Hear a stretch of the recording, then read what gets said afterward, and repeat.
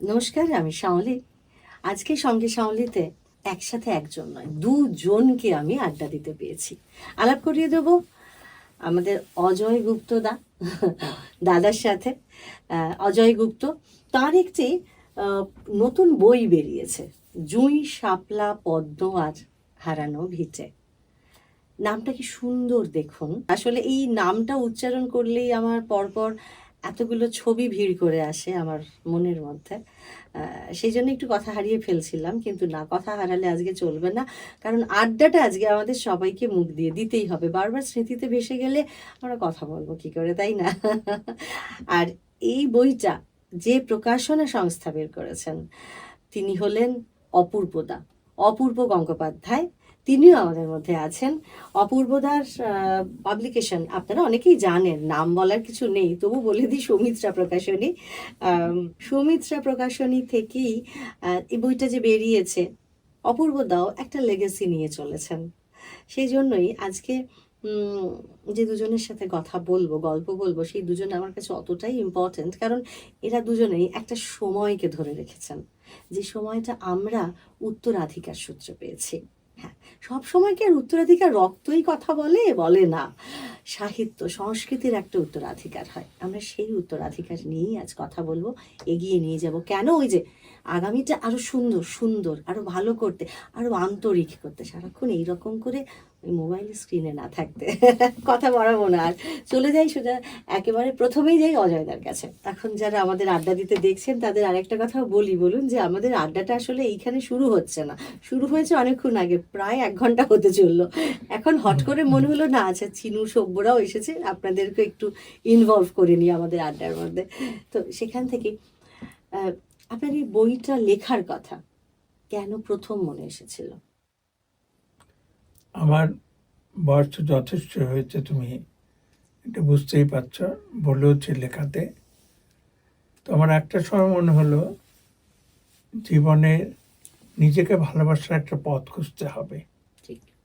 এই জাস্ট নিজেকে ভালোবাসার জন্য, এবং যাদেরকে আমি ভালোবাসি তাদের কথা বলার জন্যই আমার এই লেখার সিদ্ধান্ত, কিংবা লিখে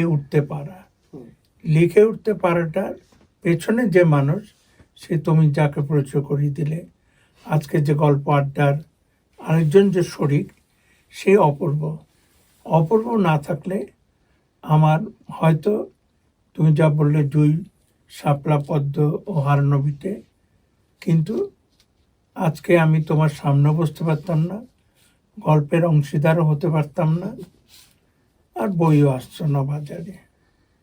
তার পেছনে আরো একটা কথা বলা দরকার, এই যে ভালোবাসা আমার জেগেছিল, নিজের কথা বলা, ভালোবাসার লোকদের কথা বলা, তার পেছনে যে আমাকে উৎসাহিত করেছেন সে আমার অতি প্রিয় বন্ধু শ্রী শঙ্করলাল ভট্টাচার্য, যার লেখা আমরা অনেকেই পড়ে মুগ্ধ হয়েছি। আমি তার একজন মুগ্ধ পাঠকও বটে।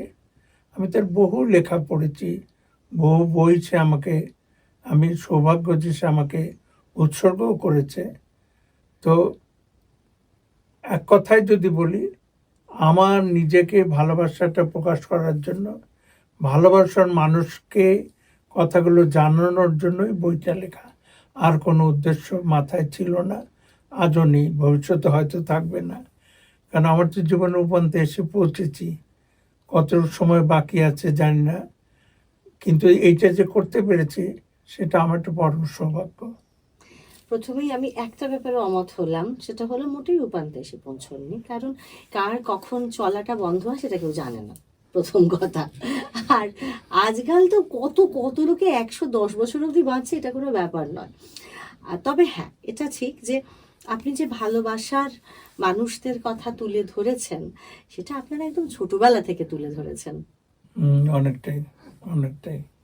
এবার আপনি ওপার বাংলায়, মানে কোন সময় ওপার বাংলা থেকে এপার বাংলায় এসেছেন? আমি 1963 সালে আমি ভারতবর্ষে আসি, কলকাতা শহরে। তো সেই হিসাবে আমার বয়স তখন প্রায় 21 বছর। আজকে আমার 82 বছর বয়স। দীর্ঘদিন এখানে আছে, এবং বইটার মধ্যে এই কথাগুলো ঘুরিয়ে ফিরিয়ে আমি বলার চেষ্টা করেছি, যার জন্য এটা কখনোই আমি এটা আত্মজীবনী ভাবিনি। আমি এইটাই বলতে চেয়েছি, আমার স্মৃতিকথা মেমোয়ার্সের মধ্যে নিজের কথা বলার কিন্তু একমাত্র কাজ নয়, অন্যদের কথা বলা প্রথম অত্যন্ত ইম্পর্টেন্ট। সেইভাবে অনেকের কথা এসছে, বলাই বাহুল্য, যাদের অনেকের কথাই বলতে পারেনি, কারণ সবকিছু একটা সীমিত ইচ্ছের মধ্যে রাখতে হয়। যে কোনো বই আমার মতো লেখকের, যে এটাই আমার প্রথম প্রচেষ্টা, হয়তো বা শেষ প্রচেষ্টা। এর আগে আমি 2টো ছড়ার বই লিখেছি। একদম শুরুতে অল্প বয়সে লিখেছি পান্থবিকে বলে একটা ছড়া, তারপর বেশি বয়সে আমি লিখেছি বাঙালির ছড়াছড়ি। আমি আদ্যবান্ধব বাঙাল, অর্থাৎ মনে প্রাণে সব দিক থেকে। আমি যদিও ভারতবর্ষে নাগরিক হিসেবে ভারতবর্ষের, কিন্তু দেশ বলতে আমি কিন্তু আজও কিন্তু পূর্ব বাংলাকেই ভাবি, এটা আজকের বাংলাদেশ। এইটা আমি এটা কোনোদিন বোধহয় আমার বিস্মরণ হবে না। এটা কি যন্ত্রণা না ভালো লাগা? দুটোই মিক্সড।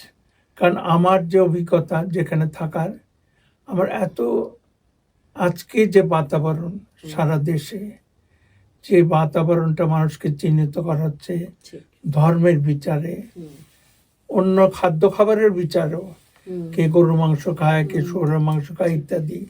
কিন্তু আমরা এমন একটা সৌভাগ্যবান একদিকে, যেমন সুন্দর সময় কাটিয়েছি, যে আজকে অনেক জিনিসকে আমাদের অত্যন্ত বেদনা কষ্ট দেয় হয়ে গেছে, সহ্য করা কষ্টদায়ক হয়ে গেছে।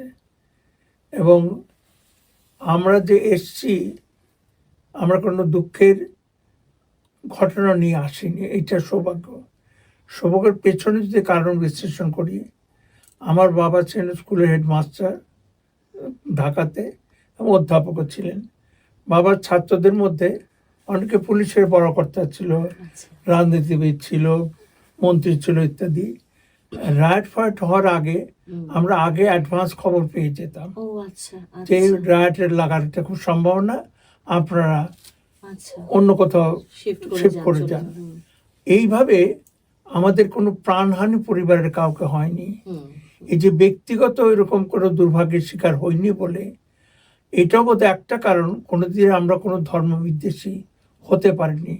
তারপর অন্যান্য আবহ, পড়াশোনা, পারিবারিক পরিবেশ, সাংস্কৃতিক আদান প্রদান যেভাবে অন্য ধর্মের সঙ্গে আমাদের হয়েছে, স্মৃতিটা অত্যন্ত মধুর, বড় সুখের স্মৃতি। আমার বড় কষ্ট হয় বন্ধুদের কথা ভাবলে। এখনো তাদের সাথে যোগাযোগ আছে? সবাই চলে গেছেন, প্রায় 1-2 ছাড়া। যোগাযোগ ছিল তাদের সাথে? ভীষণ ভাবে। আপনার এই বইটা পড়তে গিয়ে, এই বইটা ছাপারও আগে অপূর্বদা যখন আমার হাতে দিলেন, এবং আমি যখন বইটা পড়লাম, এবং এখানে আপনাদেরও বলে রাখি যে এই অপূর্বদার পাল্লায় পরেই আমাকে একটা অদ্ভুত কাজ করতে হয়েছে, সেটা হলো এই বইটির আনুষ্ঠানিক প্রকাশে আমাকে একটু কথার মালা গেঁথে ব্যাপারটা সাজিয়ে দিতে হয়েছিল। তো বলাই বাহুল্য, সেটা কিন্তু খুব সুন্দরভাবে তুমি করেছিলে। Thank you. তো সেই সময় পড়তে গিয়ে আমার যেটা মনে হয়েছে যে অন্তত একদম প্রথম পাতা থেকে অন্তত এটা কোনোভাবেই মনে হয়নি যে এইটা আপনার প্রথম লেখা গদ্য বই। এবং যেটা আমরা একটু আগেই আলোচনা করছিলাম যে আমরা যারা দেশভাগের যন্ত্রণা আমরা অনেকেই নিয়ে জন্মাইনি, কিন্তু আমরা এই দেশভাগের যন্ত্রণাটা ইনহেরিট করেছি। আমাদের স্মৃতি হয়তো সুখের, কিন্তু একটা দেশ ছেড়ে আজকে যখন চাকরি বাকরি ছেড়ে এই রাজ্য থেকে অন্য রাজ্যে চলে যেতে হয় ছেলেপিলেদের, তখন বাবা মায়েদের যন্ত্রণা হয়। তেমনভাবে আমরা একটা দেশ উপরে চলে এসেছি। এবং আমি আপনাকে বলছিলাম যে আমার দাদু ওপার বাংলা থেকে এসেছেন, এবং তখন আমার বাবা 2 পিসির জন্ম হয়ে গেছে, এবং আমার দাদু একটা স্কুলের হেডমাস্টার ছিলেন, এবং তাদের রাতের অন্ধকারে ঠাকুমা 2 পিসি আর বাবাকে চলে আসতে হচ্ছে। দাদু এসেছেন আরো 2-3 বছর পরে, হয়তো আশা করেছিলেন আবার ফেরত নিয়ে যেতে পারবেন।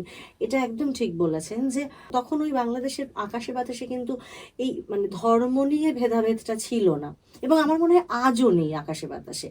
এটা কিছু রাজনৈতিক স্বার্থান্বেষী লোকজন বা রাজনীতিকে কাজে লাগানোর জন্য এটাকে উস্কে রাখা, যেটা কিনা আমি সবসময় বলি একটা কলোনিয়াল হ্যাংওভার। কারণ ইংরেজরাও জেনে গেছিল এই দেশটাকে তখনই দুর্বল করা যাবে যদি এটাকে দুটো ভাগে ভাগ করা বিভেদ। যায়।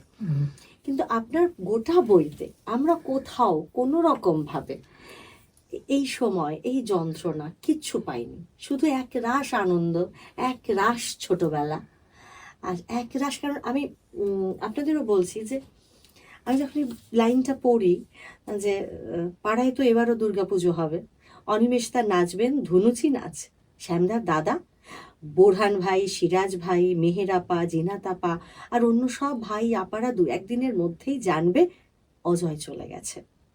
কালীপদ হরিপদও বলছিল একবার যে ওরাও চলে যাবে।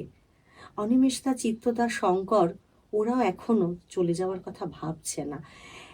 এই যে প্রথমত বোরহান ভাই, সিরাজ ভাই, মেহের আপা, জিনাত, কালীপদ, হরিপদ, শঙ্কর, চিত্তদা সব নামগুলো ছাপার হরফে পরপর পরপর একভাবে এসেছে। এই যে আমরা জানি যে আকাশে বাতাসে কখনোই ধর্মের বিদ্বেষ ছিল না, কিন্তু এটা রাজনৈতিক স্বার্থেই বারবার এটা হয়ে এসেছে। কিন্তু আপনার গল্পতে, আপনার, আমি গল্পই বলছি, কিন্তু কোথাও সেটা কোনোভাবে রাজনৈতিক বিদ্বেষের ছবি পাই না। কিন্তু আপনি যখন ছেড়ে আসেন তখন তো দেশভাগ হয়েছিল রাজনৈতিক কারণে। একদম একদম তাহলে সেটাকে আপনি ওভারকাম করলেন, সেটা কি এড়িয়ে গেলেন কেন? একদম এড়াইনি, সচেতনভাবে একদম এড়াইনি। এইটি আমার জীবন ছিল।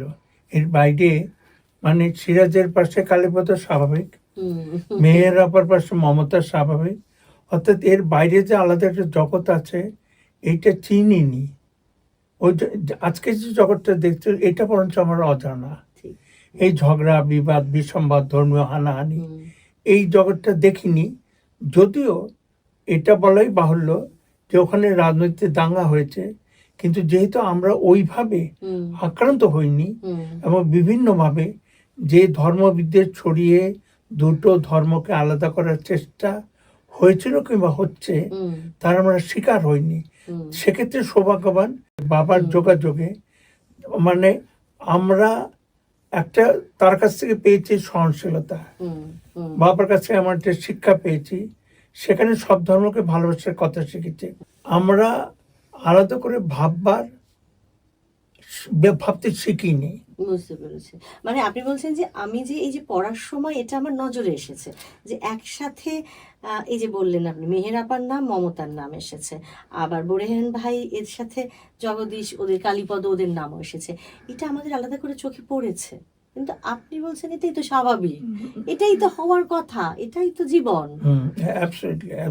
আর এই এবার একদম এখান থেকেই আসছি আমি অপূর্বদার কাছে। অজয়দা এর আগে কখনো বই লেখেননি, আমি একদম বইয়ের কথা বলছি, এবং এমন একটা কথা লিখলেন, এমন একটা জীবনের কথা লিখলেন যেখানে আজকের দিনে টিআরপি হওয়ার মতো কোনো উস্কানিমূলক, কোনো প্ররোচনামূলক কোনো কথা নেই। আপনার তো এ বই মানে বিতর্ক সৃষ্টি করবে না, আজকের দিনে খবরে আসবে না, তাহলে আপনি এই বই ছাপালেন কেন? আমি যখন গত বছর মার্চ মাসে এই বইটা যতটা উনি লিখতে পেরেছিলেন, সেই মানে বইয়ের প্রায় 40-50 ভাগ, সেই স্ক্রিপ্টটা যখন দেখলাম লেখাটা, তখন আমার মনে হলো যে এটা শুধু একা ওনার কথা নয়, এটা হচ্ছে বহু মানুষের কথা। এবার আমার জন্মের অনেক আগে দেশভাগ হয়ে গেছে, আমিও দেশভাগ দেখিনি, কিন্তু দেশভাগের যে যন্ত্রণা সেটা আমি উপলব্ধি করেছি বা জেনেছি আমার বহু নিজের মানুষের কাছ থেকে। এছাড়া আমরা অনেক সাহিত্য, সিনেমা এগুলোতেও আমরা পড়েছি, ফলে সেটা জানা ছিল। আর এই যে কথাটা তুমি মানে এখন বললে, একটু আগে উনি বললেন যে রাজনৈতিক উদ্দেশ্যে ধর্মীয় ভেদাভেদ ইত্যাদি, এটা কিন্তু যখন আমি পড়তে শুরু করেছিলাম আমার মনে কিন্তু এটা স্ট্রাইক করেছিল যে এই কারণেই বইটা কি শেষ পর্যন্ত করতে পারবো কি করতে পারবো না। তারপরে যখন সত্যি সত্যি মানে পড়া হয়ে গেল, তখন দেখলাম যে এটা তো খুব একটা সাংঘাতিক ব্যাপার, যেই ব্যাপারটা বইয়ের মধ্যেই নেই। এবার আমরা আমাদের প্রকাশনা থেকে যখন কোনো বই করি তখন ঠিক বইটা আমাকে বাড়ি গাড়ি করতে সাহায্য করবে কিনা এটা ভাবি না, মূলত আমার কাছে সবসময় লেখাটাই বিবেচ্য।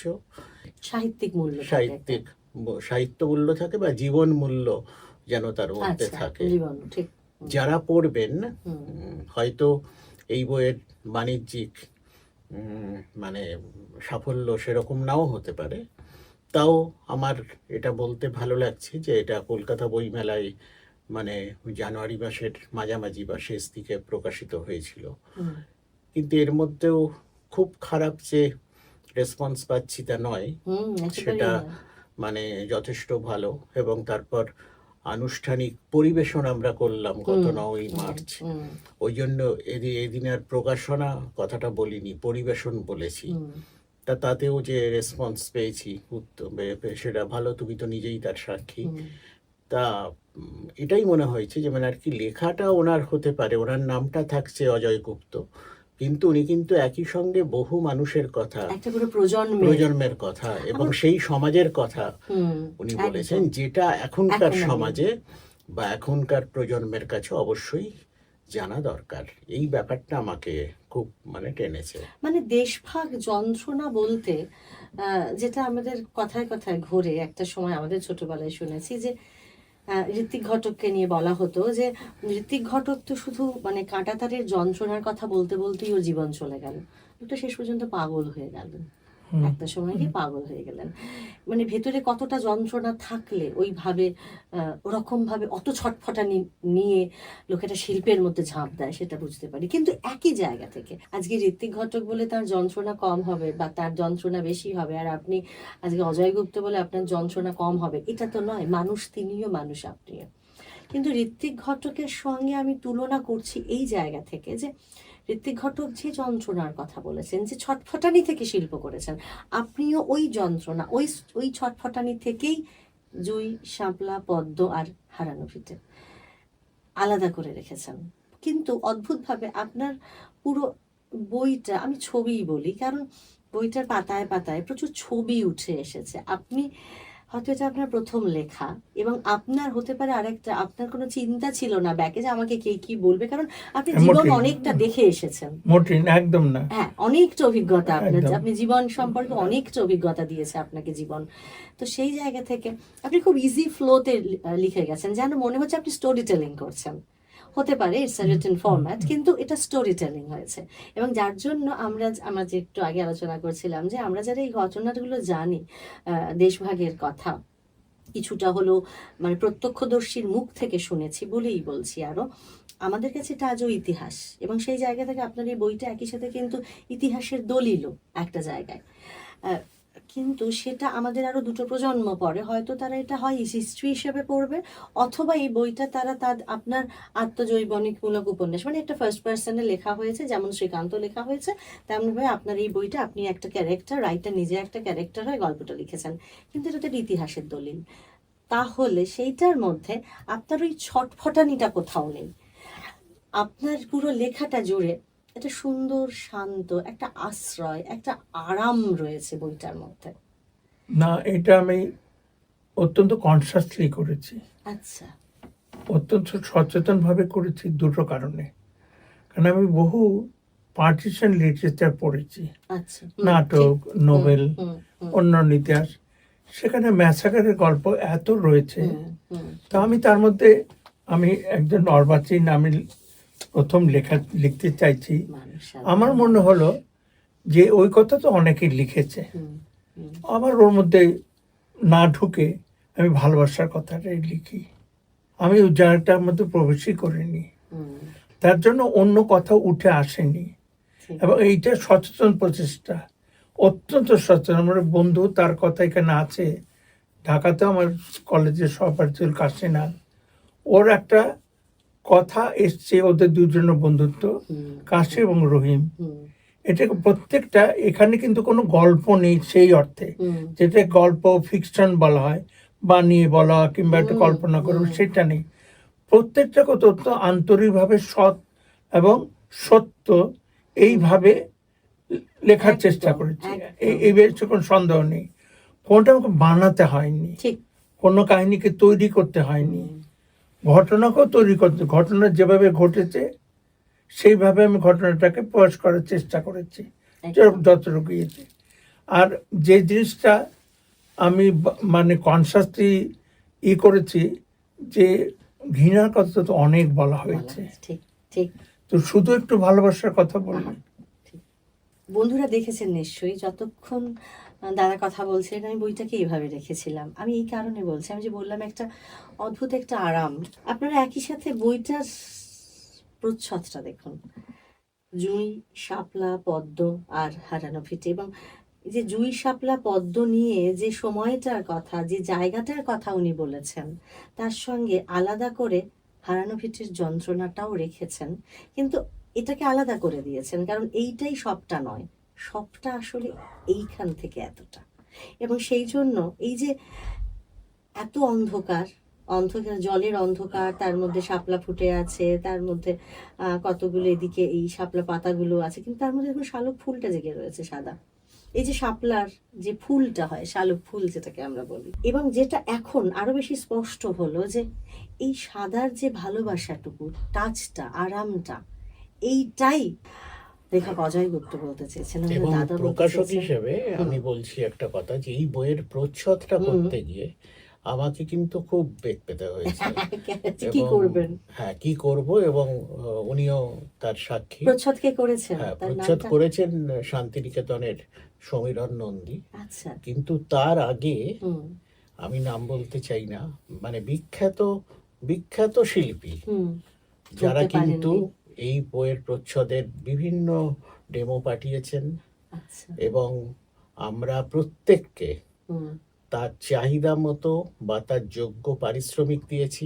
হুম এবং এই পারিশ্রমিক, যেটা আমাদের করতে আদৌ কোনো কাজে লাগলো না, হুম এর পরিমাণও কিন্তু প্রায় 20 থেকে 25,000 টাকা। হুম হুম, যথেষ্ট আজকে তো, কিন্তু যথেষ্ট। শুধুমাত্র ভালো প্রচ্ছদটুকু নেব বলে বলে, হ্যাঁ। বারবার কিন্তু এটা করতে হয়েছে। এবং জুঁই, শাপলা, পদ্ম 3টে দেশের জাতীয় ফুল। হুম হুম নাম পাকিস্তানের জুঁই, হুম, বাংলাদেশের শাপলা, ভারতের পদ্ম, তাই তো? হ্যাঁ। তা এই পশ্চিম নামটা পাকিস্তান, হ্যাঁ।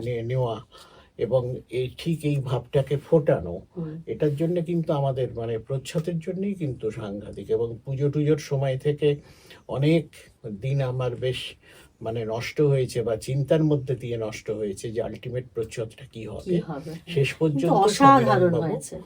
এটা নাড় আর করিয়েছেন। নামটা কে লিখেছেন? নামটা রেখেছেন আপনি। উনি অসাধারণ। আমি এই বইটা হাতে পেয়েই এত সুন্দর আসলে এই কারণে এটা বললাম, আপনারা এই যে দেখতেই পাচ্ছেন সৌমিত্রা প্রকাশনীর লোগো। আমি এই কারণেই এটা বললাম যে, আচ্ছা আর বলে দিই, বইটার দাম মাত্র 350 টাকা। 350 টাকায় আজকাল কি মানে আমাদের হাটে মাঠে ঘাটে খরচা হয়ে যায়। হ্যাঁ, তো এই বইটা আপনারা যে কোনোভাবে পেতে পারেন। সৌমিত্র প্রকাশনী থেকে পেতে পারেন, আমাদের বহু স্টুডিও থেকে পেতে পারেন, আমাদের জানালে, আমাদের মেসেজ করলে, এই ভিডিওটা দেখে এখানে কমেন্টে মেসেজ করলে আমরাও আপনাদের পৌঁছে দিতে পারি। যে কোনোভাবে এই বইটা পড়ুন। আসলে এই বইটার কথা কেন এতবার বলছি, যে এই বইটা একটা সময়ের দলিল, একটা সময়, যে সময়টা বারবার ঘৃণা নিয়ে রিপ্রেজেন্টেড হয়েছে বারবার, বা বিভিন্ন সময় বিভিন্ন মানুষের দ্বারা। আর সেই সময়টাকেই অজয় গুপ্ত, আমাদের দাদা, ভালোবাসা দিয়ে মুড়ে প্রকাশ করেছেন। স্মৃতিগত ভালোবাসা, আদর, ছোট ছোট সোনার মুহূর্ত নিয়ে ঘিরে রয়েছে। এবং সেই মুহূর্তগুলো, সোনা মানে ভাববেন না যে ওই ধাতু সোনা, আমি বলছি এই মুহূর্তগুলো, একটা যে বিকেলের পরন্ত সোনালি আলো হয় না, একটু মন কেমন করে, একটু মেদুর, কিন্তু একরাশ ভালোবাসা মেশানো, সেই রকমই একটা অদ্ভুত আলো দিয়ে ঘিরে রয়েছে এই বইটা একটা সময়কে। আর বুঝতেই পারছেন, একটা বই যখন আসছে আপনার কাছে উপহার হিসেবে, সেই বইটা কত যত্ন করে, কত সুন্দর করে সাজানো হয়, তার পেছনে কতগুলো মানুষের দিন রাতের পরিশ্রম থাকে। এবং এখানে যেটা দাদা আবারও বললেন যে জীবন ইটসেলফ একটা ফিকশনাল স্টোরি, তো সেই ফিকশনগুলোকেই তেমনভাবেই উনি রেখে দিয়েছেন, মানে ওটাকে আর আলাদা করে সত্যি মানে ফিকশন, আমরা যেটা মনে করি আমরাই ফিকশন বানাতে পারি, লিখতে পারি, কি বলবো, আরো অনেক বড় একজন রাইটার উপরে বসে রয়েছেন, যিনি প্রতিদিন একদম। আমাদের ফিকশন লিখে চলেছেন জীবন। সুন্দর কথা। সেই রাইটারের ওপরে আমাদের আজকের এই রাইটার এক ফোঁটা কলম চালাননি। সেই রাইটার যেমন ভাবে লিখে রেখেছেন, উনি ঠিক তেমন ভাবেই সেই পুরো ফিকশনাল স্টোরি দেখেছেন জীবন ভরে, আর সেইটাই উনি জাস্ট লিখে আমাদের সামনে প্রেজেন্ট এই করেছেন। প্রসঙ্গে একটু বলতে চাই, এই যে নিশ্চয়ই। বললে যে উপরের যে একজন রাইটার আছেন, হুম। সত্যি এই ব্যাপারে কিন্তু আমার একটা বাস্তব অভিজ্ঞতা কিন্তু আচ্ছা। এই বইটা করতে গিয়েও হলো। আচ্ছা। এবং আমিও মোটামুটি পৃথিবীতে অনেক দিন কাটিয়েছি, এখনো হয়তো আরো কয়েকদিন থাকবো, কিন্তু বহাল তবিয়তে মানে কাজ নিয়ে থাকবো সবাই হ্যাঁ, মিলে, কিন্তু একদম। ও, এই যে অজয় গুপ্ত মানুষটাকে চিনতে গিয়ে হুম।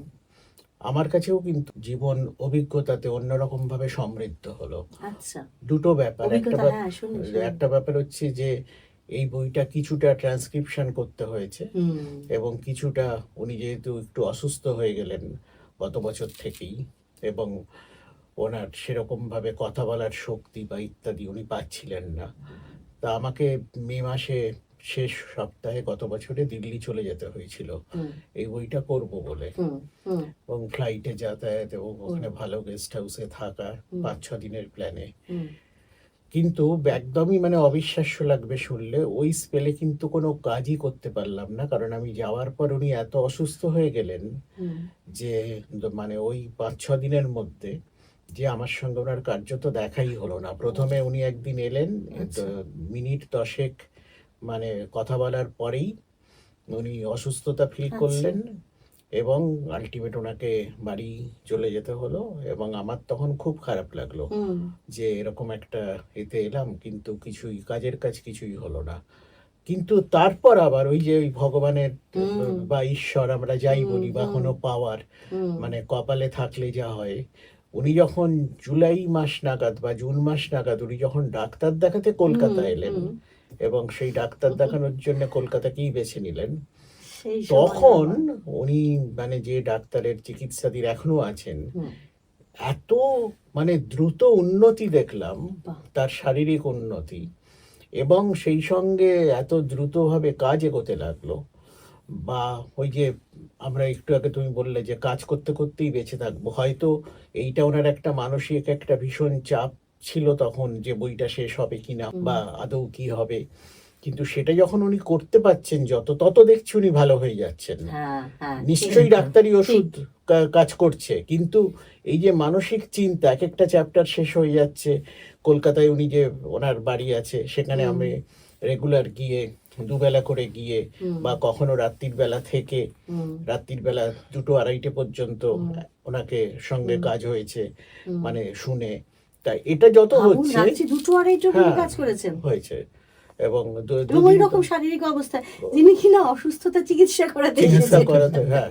এবং যত উনি মানে আর কি তত দেখছি যে মানে আর কি উনি কিন্তু এনার্জি পাচ্ছেন করতে করতে, মানে হঠাৎই কিন্তু মনে হলো যে মানে খুব দ্রুত কাজটা শেষ হয়ে গেল। এই সব ব্যাপারটাই মানে তবে একটা মানে বাহ্যিক একটা শক্তি না থাকলে একদম। হয়তো হয় না। এবং উনি অসুস্থ হয়ে পড়েছিলেন যখন, তখন হয়তো ওনার মনে হচ্ছিল যে হ্যাঁ, একজন এসছেন, কিন্তু আমি আদৌ কি শেষ করতে পারবো, হুম। ইত্যাদি ব্যাপার। আমি বলছি না যে এর সঙ্গে কোনো ইন্টার রিলেশন আছে, এরকম নয়। ডাক্তার, চিকিৎসা, এসবের সবই ব্যাপার তো হয়েছে, নিশ্চয়ই কিন্তু আছে, কিন্তু হ্যাঁ, আলটিমেট তো এই মানে উপরে ম্যান প্রপোজেস গড ডিসপোজেস। একদম একদম। তো আর একটা উইল আমি ফোর্স। যেটা ছোট্ট করে এখানে বলছি, হ্যাঁ, আমি আমি জানবোই আপনার এই সময় এই নিয়ে কি আপনার কি ফিলিংস। আমার তো হলো পার্কিনসন্স। হ্যাঁ। আমার হাত এমনি এমনি করে কাঁপতো, কাপ হ্যাঁ। ধরতে পারি না, লিখতে পারি না। হুম। আমার দুবার হার্ট অ্যাটাক হয়েছে, আচ্ছা। আমার স্টেন বসানো আছে। তারপর আমার সেরিব্রেল হলো। হুম। সেরিব্রেল হয়ে কণ্ঠ বলে একটা সিনেমা তোমরা হুম। হয়তো দেখেছ, কণ্ঠ সিনেমার সঙ্গে খুব রিলেট করতে পারি। আমি একটা সময় যৌবনে কলকাতায় যখন এসেছিলাম, আমি ইমপ্রেসের কাজ করতাম, বিভিন্ন অনুষ্ঠান করা, বাণী ঠাকুর, অর্ঘ সেন, সুমিত্রা সেন আহা, ইত্যাদি, কাদের সব তাদেরকে নাম নিয়ে সব বলছেন। হুম। একজন নৃত্যশিল্পী ছিলেন কি মজুমদার, আরতি মজুমদার বোধ হয়, তাদের নিয়ে চিত্রাঙ্গদা, শ্যামা ইত্যাদি নৃত্য করেছি। তো বলতে হতো হুম। ইংরেজি বাংলায় হুম। বিভিন্ন রকম অনুষ্ঠানে তাদের সঙ্গে কথা বলতে হতো। তো কণ্ঠই ছিল কিন্তু একমাত্র আমার অবলম্বন। সম্পদ, অবলম্বন। আমাদের সেরিব্রেল হলো, স্পিচ যখন গার্বেল হয়ে গেল, আমি লিখতে পারি না। লেখাটা আমার একটা শখ ছিল, হুম। ভালোবাসার জিনিস ছিল। পড়তে পারি, শুনতে পারি, বলতে পারি না। বলতে পারছেন না। তো আমার প্রথম সেরিব্রাল যখন অ্যাটাক হলো, যখন আমি স্পিচটা সবচেয়ে বেশি এফেক্টেড হলো, এখন তবুও লোককে কথা বোঝাতে পারছি, বুঝতে পারছি আমরা স্পষ্ট। অস্পষ্ট হলে কিন্তু আমি জানি আমার কি অডিও ফ্রেন্ডলি ভয়েস ছিল। কিন্তু সেরিব্রাল হতে আমাকে কলকাতার যে ডাক্তার আমাকে দেখলেন, সেই ডাক্তারকে বইটা কিন্তু উৎসর্গ করেছি।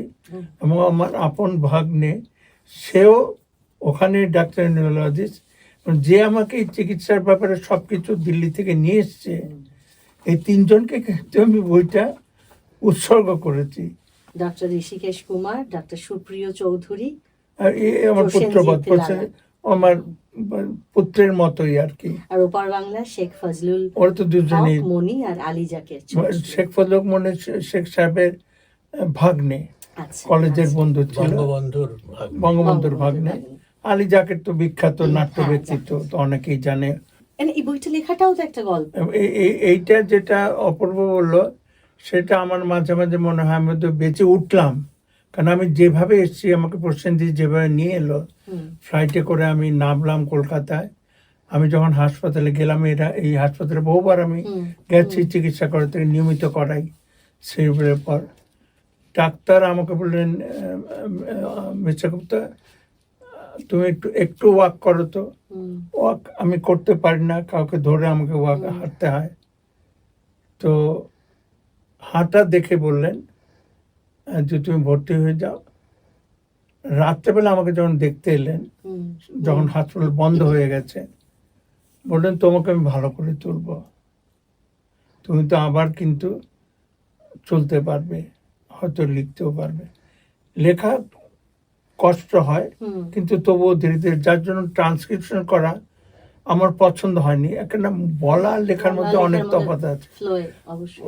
অপূর্ব সাক্ষী, আমি ট্রান্সক্রিপশনের যেগুলো বেরিয়েছিল প্রায় সবটাই আমাকে খোল নলছে বদলে দিতে হলো আর কি। কারণ আমার কারণ ছিল যে সেই সময় উনি যে ভয়েসে কথা বলছেন, সেটা তো বোঝাই যাচ্ছে না, সামনে থেকেও বোঝা যাচ্ছে না, রেকর্ডেও বোঝা যাচ্ছে না। তো সেই জন্য যদি সেইখানে কোনো কারণে আমরা থেমে যেতাম ভাগ্যের বিপর্যয়ে, তাহলে কিন্তু বইটা হতো না।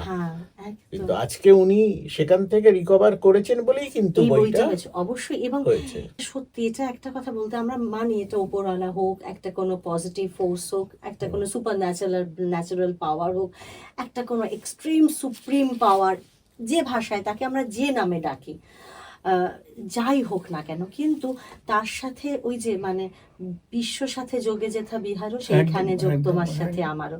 তা আসলে ওই বড় পাওয়ারেরই তো আমরা ক্ষুদ্র ক্ষুদ্র অংশ, সেটাই তো আমাদের সবার মধ্যে ছড়িয়ে আছে। আমাদের শুধু ওটাকে জাগাতে হয়, ওই ভেতরের শক্তিটাকে।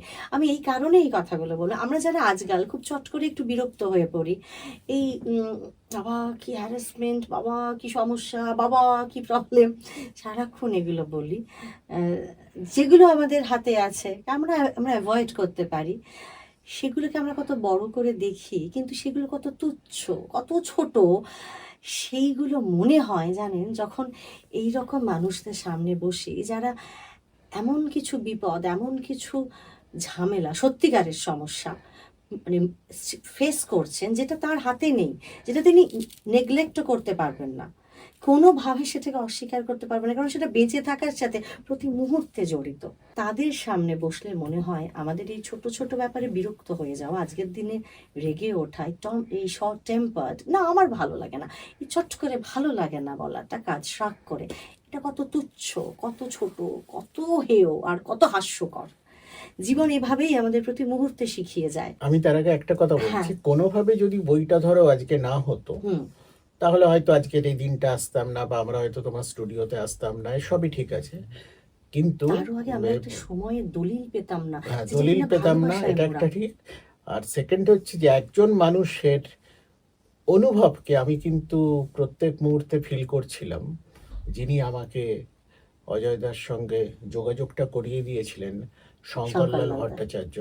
শঙ্করলাল ভট্টাচার্য কিন্তু খুবই মানে আপসেট হয়ে যেতেন, এবং এই আঘাতটা উনি হয়তো নিতে পারতেন না, কারণ আমি যখন দিল্লি থেকে আচ্ছা, আচ্ছা। বলেছিলাম ফোনে যে যেটা বললাম যে আমি পারলাম, মানে যে স্পেলটাতে আমার কোনো কাজই হলো হলো না, না, গিয়ে ফেরত আসতে হলো। এই তখন উনি মানে ফোনে শুনে এমন হতাশ ভাবে হয়ে মানে গেছিলেন। আর কি হতাশ হলেন যে মানে আর কি আর কোনো কথার ব্যাপারই নেই, ওনার মতো একজন এনার্জেটিক হুম, মানুষ ইত্যাদি ব্যাপার। কি এবং পজিটিভ তারপর মানুষ, হ্যাঁ। থেকে প্রতি মুহূর্তে কলকাতায় যখন কাজটা হচ্ছে, তখন সকালে একবার ফোন করে, বিকেলে একবার ফোন করে বাবা যা। জিজ্ঞেস করছেন যে কতটা হলো, কতটা হলো। বুঝতে পারছেন, শঙ্করলাল ভট্টাচার্য, যাকে আমরা পণ্ডিত বলে জানি, যিনি মানে যার মতো নিঃসন্দেহে পাণ্ডিত্য, যার মানে আমি নিঃসন্দেহে সত্যি মানে কিছু কিছু মানুষের সামনে দাঁড়ালে মনে হয় ইস কত কম পড়েছি। হুম। এখনো একেবারে। পার্থ ঘোষ, পার্থ দা যার আমাদের মধ্যে নেই, রাত বিরেত পড়তেন। সৌমিত্র চট্টোপাধ্যায়, দেখা হলে বলতাম কি বই পড়লেন আজকে দাদা, মানে এত ভয় ভয় যে আমি শিওর থাকতাম ও বই আমি জীবনে নাম শুনিনি, এমন কিছু বই পাতা উল্টে দেখা তো দূরের কথা। আর একজন এই শঙ্করলাল ভট্টাচার্য। একটা নিঃসন্দেহে। এবং এটাও আমাদের আরেকটা শিক্ষণীয় বিষয় যে দেখুন, শঙ্করলাল দা যে মাপের লেখক, কিন্তু লেখার আগে শঙ্করলাল দা তো জানতেন না যে দাদা এরকম লিখতে পারেন, তো কাজেই বা লিখতে পারবেন। কিন্তু এটাও একটা দেখার, দেখুন ওই মাপের একজন মানুষ দাদাকে কনস্ট্যান্ট, মানে এই যে আরেকজন সাহিত্যিকের কাছ থেকে আরেকজন লেখকের কাছ থেকে লেখা আসছে না বলে যে ছটফটানি, হুম। সেটাও কিন্তু শিক্ষণীয়। সেটা কিন্তু আমি খুব উপলব্ধি করেছি, কারণ উনি হ্যাঁ। হয়তো খুব ভালো কথা বলছেন। বলতে পারছেন না বলে, উনি হয়তো ওনার- সরাসরি খবর পাচ্ছেন না, ওর কিন্তু ভেতরে আমার একটা- কাছ মাধ্যমে জিজ্ঞেস করা হ্যাঁ। যে উনি কেমন আছেন, কি ব্যাপার। এখনো তো দেখেছি একদিন দুদিন অজয়দার ফোন না পেলেই উনি হয়তো জিজ্ঞেস করেন যে- বন্ধুত্ব অত্যন্ত দাদার প্রগাঢ় সাথে হ্যাঁ, একটা বন্ধুত্বের এবং ওদের সম্পর্কও মধ্যে একটা আছে। বইয়ের বন্ধুত্ব আছে। হ্যাঁ। তো আর এই এখানে তো- আপনি আরো একটা বড় কাজে সৌভাগ্যবান হয়েছেন যে আপনি যখন এরকম করে কম্পেয়ারিং এর কাজ করতেন, অ্যাঙ্কারিং এর কাজ করতেন, তখন একবার অমিতাভ বচ্চন আপনার প্রশংসা ও বাবা, করেছিলেন। ওটা কোথায়? এটাও একটু দলিল হয়ে থাক, না, সময়ের দলিল। ওটা লজ্জাস্কর হয়ে যাবে, লোকে এখন আমার কথা শুনলে কেউ। না, দাদা একসময় বিভিন্ন জায়গায় ভালোবেসেই অ্যাঙ্কারিং এর কাজ করে বেড়াতেন, বাংলা, ইংরেজি, হিন্দিতেও কখনো কখনো বিভিন্ন জায়গায়। একবার বোধহয় বম্বেতেই অনুষ্ঠানের সময় অমিতাভ বচ্চন পাশেই এসেছিলেন আরেকটা স্টুডিওতে কোনো একটা ফিল্মের শুটিং করতে, সেখানে দাদারও একটা কাজ চলছিল। সেই সময় এসে জানিয়ে গেছেন যে অনুষ্ঠানটায় দাদার ধারাভাষ্য শুনে, অ্যাঙ্কারিং শুনে, সঞ্চালনা শুনে তার খুব ভালো লেগেছে। দাদাকে জানানি, কিন্তু আরেকজনের মারফত বলে গেছেন। এবং সেই মানুষটি যখন লিখবেন, তিনি তো তার মনের কথাই হুড়ুড়ু করে লিখে যাবেন। আবারও বলছি, স্টোরি টেলিং এর ফরম্যাট পাল্টেছে, চর্যাপদ না, তারও আগে বেদের সময় থেকে, শ্রুতিকাব্য, বেদ শুনে শুনেই আমাদের চলে এসেছে। সেইখান থেকে পাল্টে পাল্টে আজকে আমরা আবারও স্টোরি টেলিং এ ফিরছি। এবং এই স্টোরি টেলিং এর একটা জাজ্জল্যমান প্রমাণ আজকে সুমিত্রা প্রকাশনীর মাধ্যমে আমাদের সামনে এসে উপহার হিসেবে এলো। সেটা হলো জুঁই শাপলা পদ্ম আর হারানো ভিটে, অজয় গুপ্তর লেখা বই। আপনারা যে কোনো জায়গায় সুমিত্রা প্রকাশনীর ফেসবুক পেজ, ওদের ইউটিউব চ্যানেল সুমিত্রা প্রকাশনী নামেই আছে, দেখলে ওখানে কমেন্ট করলেও পেয়ে যাবেন, এবং আমাদের এই শোয়ের তলায় কমেন্ট করলেও পেয়ে যাবেন, যোগাযোগ করতে পারেন। আমরা আমাদের বই প্যাস্টেল, পাঠিয়ে দেবার ব্যবস্থা আছে, আমাদের প্যাস্টেল এন্টারটেনমেন্টের ফোন নাম্বারও আছে, আপনারা হ্যাঁ। সবাই জানেন, আমারই ফোন নাম্বার ওটা। তো আমাকে জানালেও আপনারা বই পেয়ে যাবেন, কারণ আমরা চাই এই যে একটা ইতিহাসের দলিল, এত সহজ সুন্দর ভাষায় লেখা একটা বই এবং স্টোরি টেলিং ফরম্যাট, এবং আপনারা দেখতে পাবেন কি বড় বড় হরফে সুন্দর করে ছাপানো বই। এবং এখানে দাদার কত সুন্দর সুন্দর প্রথম দিকের ছবিও আছে, ছবিতে ছড়াছড়ি গেছে এই বইয়ের প্রত্যেকটা পাতা। এবং এখানে বারবার একটাই জিনিস উদযাপিত হয়েছে, সেটা হলো জীবন। জীবন সুন্দর, মধুময় পৃথিবীর ধুলি। এই মধুময় পৃথিবীর ধুলি উদযাপিত হোক, আমাদের মধ্যে আরও এই ভালোবাসা ছড়িয়ে পড়ুক, দেশভাগের যন্ত্রণাকে আমরা ওভারকাম করে আমরা পেরিয়ে গিয়ে আজকে সেই অতীতের স্মৃতি ভালোবাসা দিয়ে ঘিরে রাখি আমাদের মনের মধ্যে। আমরা কাঁটাতারের যন্ত্রণা নয়, কাঁটাতারের ওপারের সবুজ পৃথিবীটা আজকে অপূর্বদা আর অজয়দা মিলে আমাদের উপহার দিয়েছেন। সেটার জন্য আবারও আপনাদের, আমাদের আপামোর পাঠককুলের তরফ থেকে অনেক অনেক ধন্যবাদ, অনেক কৃতজ্ঞতা। ভালো থাকুন, আর অজয়দা আপনি বই লিখুন, আরো লিখুন। আমরা আপনার নেক্সট লেখা কবে পাচ্ছি সেইটা আমি আজকে এই মুহূর্তে একটু ডকুমেন্টেড করে রাখতে চাই, যাতে অপূর্বদা বলুন, আমি আপনি পরে ওনাকে একটু থ্রেট করতে পারি, দাদা আপনি কিন্তু এটা বলেছিলেন। না, এই সুযোগ তো আমরা হারাবো না। আমরা পরের বই কবে পাচ্ছি?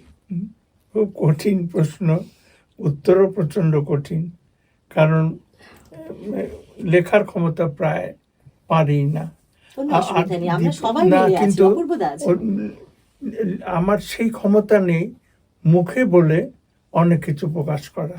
আচ্ছা। যার জন্য ট্রান্সক্রিপশন যা আমার যা অপছন্দ হয়েছে, নতুন করে লিখেছি, তার মূল কারণ হচ্ছে কারণ আমি আমার ক্ষমতার সীমাবদ্ধতার সময় অত্যন্ত সচেতন। হুম। আমি যে কি পারি না সে সবচেয়ে, আর আমি যে কিছুই পারি না সেটা আমি সবচেয়ে আগে জানি যে আমি কিচ্ছু পারি না। আপনি একটা জিনিস খুব ভালো পারেন, সেটা হলো আপনি সহজভাবে জীবনের গল্প বলতে পারেন। দাদার নানান রকম না পারাকে দাদা হারিয়ে এর আগেও লিখেছেন, আমাদের এই একটা সুন্দর বই উপহার দিয়েছেন। আমরা আশায় থাকবো অপূর্বদা আর অজয়দা মিলে আমাদের জন্য আবারও আর একটা বই, আবারও একটা সুন্দর স্টোরি টেলিং, অন্য কোনো ফরম্যাটেই হতে পারে, সেটা কেউ দেখা কিছু যাক, জানে না। উপরওয়ালা উপরওয়ালা। যদি চান তা নিশ্চয়ই হবে। আপনারা ভালো থাকুন, এরকম ভাবে পজিটিভ থাকুন, আমাদের গল্প শুনতে থাকুন। আর কি বলবো, আপনাদেরও গল্প আমাদেরকে জানান, আমরা আপনাদের সাথে গল্প দিই, আরো অনেক মানুষের কাছে আপনার গল্প পৌঁছে দিই। ভালো থাকুন, খুব খুব ভালো থাকুন, পজিটিভ শক্তিতে থাকুন। আজকে সঙ্গে সঙ্গে এখানেই শেষ করলাম।